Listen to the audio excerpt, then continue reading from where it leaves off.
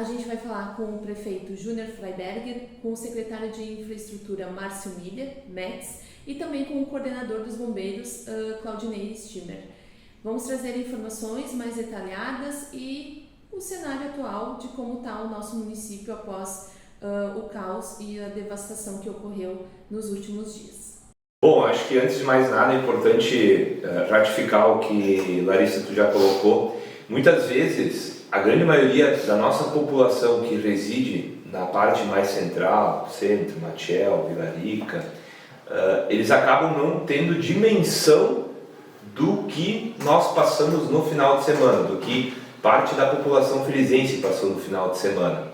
Porque diferente de todos os outros eventos climáticos adversos na qual a gente sempre se preocupou e sofreu com a enchente, com o alagamento, com o rio que acabou transbordando, dessa vez nós fomos surpreendidos durante a madrugada com uma enxurrada, com uma chuva que ultrapassou os 300 milímetros em algumas localidades da cidade e que simplesmente varreu certos pontos.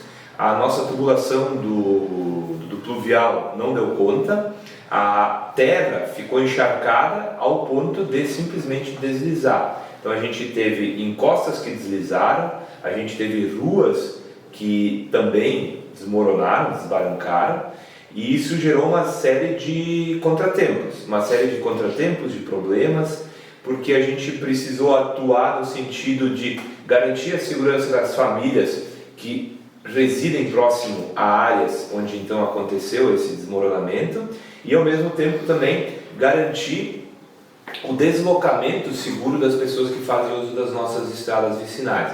Então foi uma força-tarefa, né, que começou ali naquela quinta de noite, onde a gente teve os primeiros episódios de queda de árvores, obstrução de tubulação do pluvial e seguiu, né, no resto da madrugada e no início da manhã de sexta-feira, então, com os acontecimentos mais graves de desmoronamento e que aí, né, a equipe foi muito boa, foi top, no sentido de estar junto, estar unido, em prol de uma atuação eficiente para contornar essas situações.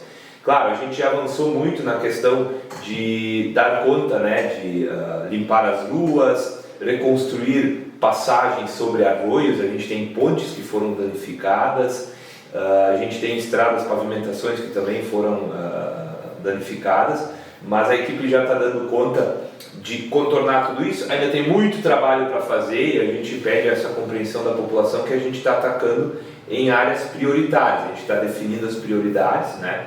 Mas nós vamos sim conseguir, num curto espaço de tempo, atender a toda a nossa população. Eu acho, Max, a gente teve N pontos, né, que foram interessados por deslizamento, mas eu acho que a gente pode começar falando da ponte que está sendo construída, que é a alternativa da ponte do Canto Port, correto? No Bananal. Então acho que a gente pode falar aqui, né, do andamento dessa construção dessa nova rota. Ali no Bananal a gente teve a estrutura da ponte toda ela comprometida, então a gente até está instruindo o pessoal cuidar ao máximo, curiosos, porque o risco lá é grande, porque a estrutura que se manteve está toda oca por baixo, então qualquer vibração pode acabar caindo. A gente está logo ao lado, uns 30 metros ao lado, a gente está fazendo uma travessia que seja para veículos leves, transporte escolar, transporte de empresas e finalizando o trabalho, creio que até a parte do meio-dia de hoje a gente esteja pronto, eu vou fazer um teste com os meus veículos se eu possível passar com veículos de carga. Porque só se tem um dimensionamento depois de pronto, né? Então vou fazer um teste ali, mas a ideia principal era liberar o fluxo de veículos e transportes coletivos, porque a parte do pessoal ali, a partir do Canto Chuchu, ela ficou completamente isolada, porque ela tem que circular toda ela pela Temerária ou pelo Rincão da Serra, então ali ainda é um ponto de transtorno grande para a localidade, mas logo na segunda-feira, no domingo ainda, começou a se mobilizar maquinário, material, para na segunda-feira já iniciar as ações lá. Então foi um trabalho na segunda, durante o dia de ontem, na terça, e agora hoje de manhã então a gente finaliza a questão da travessia, aí na parte da tarde faz as sinalizações devidas, as orientações para as pessoas, a gente divulga o material também nas redes do município para informar a passagem. A gente pede um pouco também o cuidado e a atenção depois de pronto circular no trecho, porque vai ser um desvio. Vai ser um desvio, então, mas para não deixar o pessoal lá assistir. Sim, essa rota, né? E falando um pouco dos pontos, acho que eu não vou trazer por localidades todos eles, porque, para terem uma noção, a gente teve 30 pontos de obstrução total de vias, seja elas com árvores, com desmoronamentos, enfim, então são 30 pontos onde as pessoas, na sua grande maioria, não passavam nem a pé. E bloqueios parciais, a gente teve 27 pontos, isso em todas as localidades, citando elas: Vale do Hermes, Bela Vista, Bonfim, Morro das Batatas, Nova Caxias, Canto Racha, Canto Porto, Canto Chuchu, São Roque, Coqueiral, Escadinhas, Vale do Lobo, Roncador, Morro Grande, Arroio Feliz e Bananal. Então, citando esses pontos, reforço o que o Júnior disse: o pessoal da parte central não dimensiona, tanto que na noite de quinta ainda, o nosso trabalho começou no Matiel, por causa de uma rede pluvial que estava obstruída, chegando a invadir casas. 3 residências foram afetadas. Se iniciou o trabalho pelas 8h30 da noite ali, desobstruindo a via, sanamos um problema. E é o único ponto fora do interior que deu essa situação. Todo o resto do interior foi todo ele. O Vale do Hermes ali, Isso, a Bela Vista, que também acabou sofrendo, né? A parte mais central, né? Depois. E só para trazer um pouco ainda das situações, tá? Nova Caxias, a gente tem 2 pontos de bloqueio, mas eles são próximos, descendo para o São Roque. Então ali é um ponto onde a estrada cedeu, e uns 200 metros mais para baixo que é a grande queda de volume de material lá. E ali a gente está fazendo um trabalho, um estudo em cima de como viabilizar, porque a gente tem o risco de uma rede de alta tensão que passa alguns metros acima, e o medo é de movimentar aquele solo ali e aquela carga em cima causar um transtorno ainda maior. Então ali vai ser feito um trabalho muito pensado, muito planejado para executar. Então o trajeto Nova Caxias-São Roque, ele continua bloqueado. Beto, se me permite, tu comentaste da rede de alta tensão, e na verdade se trata até de uma rede de transmissão, né? E essa rede de transmissão que talvez até não nos afetaria, né? Porque na verdade ela é de uma grande empresa de energia que leva de ponta a ponta do estado, mas com certeza o estrago e o transtorno seria enorme se ela vier a cair. E é interessante que a largura que desmoronou, se desmoronar a mesma largura, a torre cai. E aí, reforçando, a gente tem essa torre de transmissão e uma torre secundária que passa por baixo dela. Também de transmissão. Bom, enfim, então ali esse ponto é um ponto bem delicado ainda de a gente trabalhar. E 2 situações ainda que requerem um pouquinho de atenção é o Canto Porto.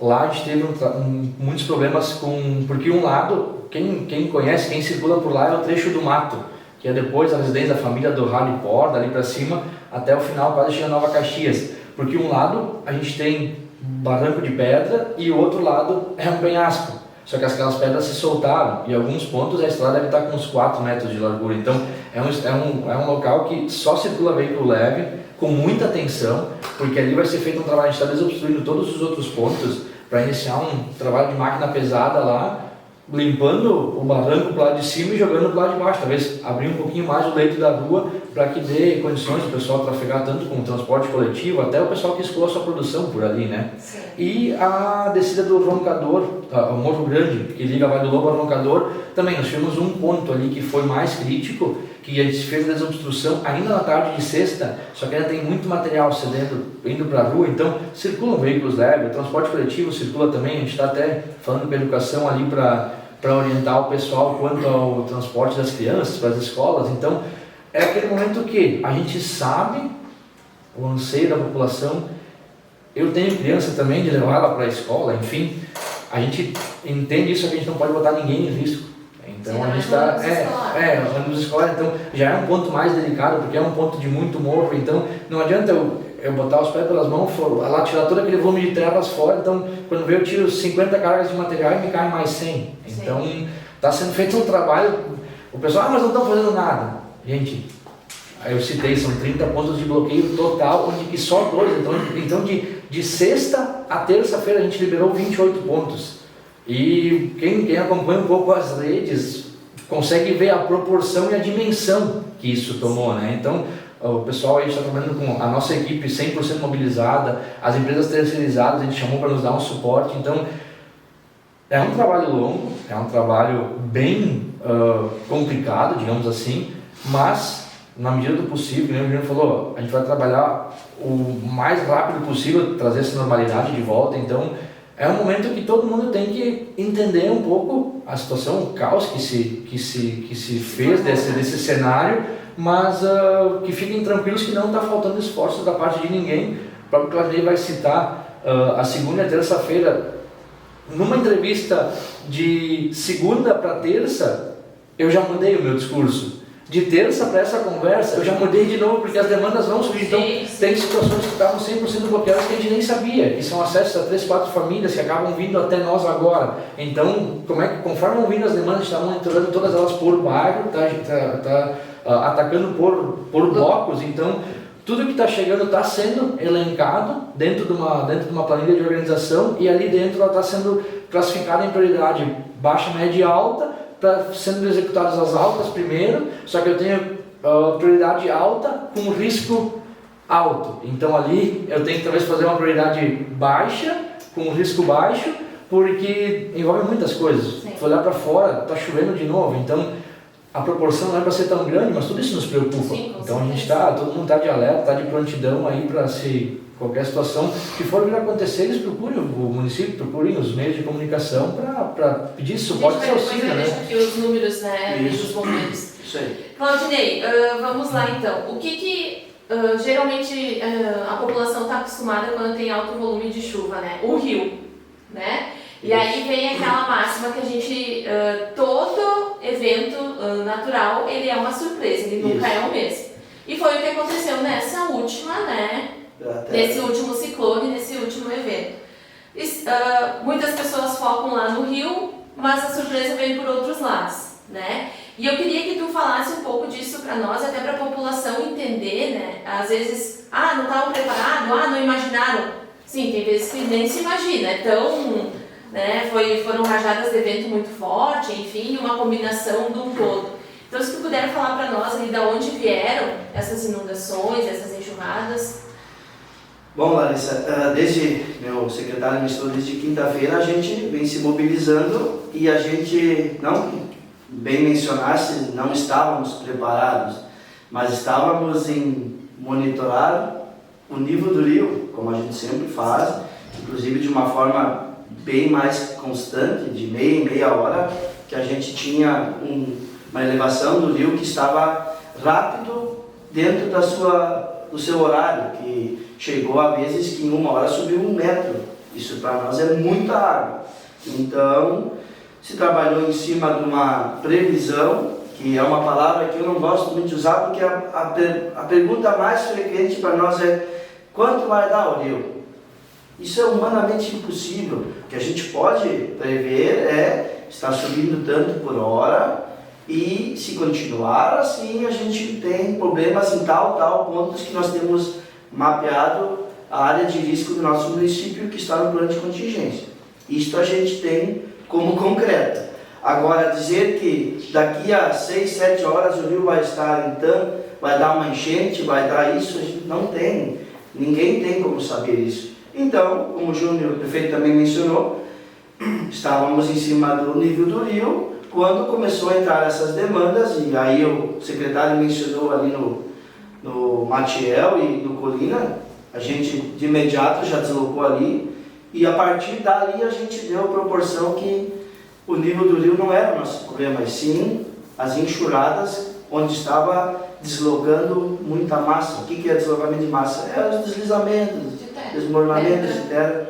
E não é algo assim significativo, não, desceu barrancos inteiros. Então, a Defesa Civil em cima disso, e é um trabalho muito complexo, porque a gente não pode só chegar lá e, vamos remover e vamos resolver. Não, tem que fazer um estudo, faz a vistoria, faz um planejamento em cima e aí tenta a execução. Veja bem, vistoria, planejamento, tentar a execução. Se isso for possível, e se as pessoas muitas vezes não entendem, simplesmente jogar uma máquina lá, nós temos pontos ainda que nós temos risco de queda de casa. Mas não fizeram nada. Gente, não deu para fazer. Não dá. Problema no solo. Se nós, como bem o secretário mencionou, se nós mexermos num solo que está encharcado, nós vamos deslocar outra massa do lado ou a mais acima. Então não é assim. Muitas pessoas me comentaram na rua, meu Deus, Claudinei, eu vejo vocês correndo para lá e para cá que nem uns loucos. Digo, pois é, tá. As pessoas comentam, e que bom que comentam, porque pelo menos estão vendo que a gente está correndo, estamos tentando fazer. Hoje, inclusive, de manhã já convoquei uma força-tarefa dos bombeiros. Hoje nós vamos atacar a linha de tentar remover árvores, porque nós temos uma demanda de 7 a 8, onde as árvores estão por cima das casas. Mas Claudinei, ainda não tiraram a árvore? Não. Ainda não tiramos, porque primeiro não tivemos acesso para vistoriar. Ontem eu consegui fazer essas vistorias e analisei, inclusive estava com o secretário, a possibilidade de auxílio de algumas delas com muque, com máquinas. Umas tem que ser escavadeira, porque não se tem o acesso com o muque. Então vejam, o planejamento não é simplesmente chegar e resolver. Isso tem que ser planejado para depois tentar executar. Como foi bem falado, já estamos com previsão de chuva. O que nos foi passado pela coordenadoria estadual é uma previsão de 30 a 50 milímetros. Se essa chuva vier de forma calma, acredito que não seja tão significativa para nós. Mas como já temos um solo encharcado, já temos alguns deslizamentos já que estão prévios, que deslocaram um pouco, com esta chuva temos que ficar atentos, porque pode haver um deslocamento total. E é somar com o que Exato. Já está, né? O que é um deslizamento parcial se torna um deslizamento total. E aí sim a gente, como eu mencionei, temos casas em risco ainda, e isso é outra coisa que eu gostaria de frisar. Se a gente for no local constatar que essa casa está em risco, a gente está tirando as pessoas, pedindo, não precisamos realocar ainda para ginásios, escolas, porque as pessoas estão conseguindo abrigo nos familiares. Muito bom. Mas, posterior, a gente está percebendo que essas famílias estão voltando para as casas. E isso é perigoso. Então, a Defesa Civil, em conjunto com a infraestrutura, com a administração, e a gente ainda está tendo o auxílio da engenharia, que é muito importante. Então é uma força-tarefa onde vários setores estão engajados, e aí a gente ganha um amparo legal da engenharia, porque o engenheiro ele tem mais poder de cravar ou de estudar a área também, junto com a infraestrutura de defesa civil. Então os telefones são 3637-1500, mas somente para emergências. O 1500 é emergência. Ontem a gente teve muitas, inclusive eu solicitei, Larissa, que fosse feita uma publicação. A gente teve muita ligação no 1500 para solicitar a declaração de enxurradas às pessoas que não conseguiram ir ao seu trabalho. Sim. Pessoal, não façam isso. Liguem para o 3637-4298. Este é o telefone funcional para o administrativo. Por ali, a pessoa consegue solicitar sua declaração, informa onde ela mora, onde ela foi bloqueada, o que aconteceu, seu CPF e comprovante de residência. Ótimo. Então, é um trabalho que vai a longo prazo, né? Ele vai. Da nossa parte, eu acho que da infraestrutura vai muito longe. Vai muito tempo ainda. A gente está com previsão de chuva, né? A gente não sabe como vai ser essa somatória de situações e enfim. Então, assim, hoje é uma quarta-feira e a gente trouxe esse cenário atualizado. Aqui pra frente a gente continua atualizando a população através de rádio, redes sociais, site, através dos próprios agentes, Júnior, Max e Claudinei, enfim. E enfatizando de novo, o 3637-1500 ele é para emergência, né? Das coisas que acontecem no dia a dia, realmente. E ficamos com 3637-4298 para solicitações de atestado, de declarações, né? Certo, então, mais informações, atualizações do cenário, né? Novos a gente traz nos canais oficiais do município e também em contato com o pessoal que está trabalhando.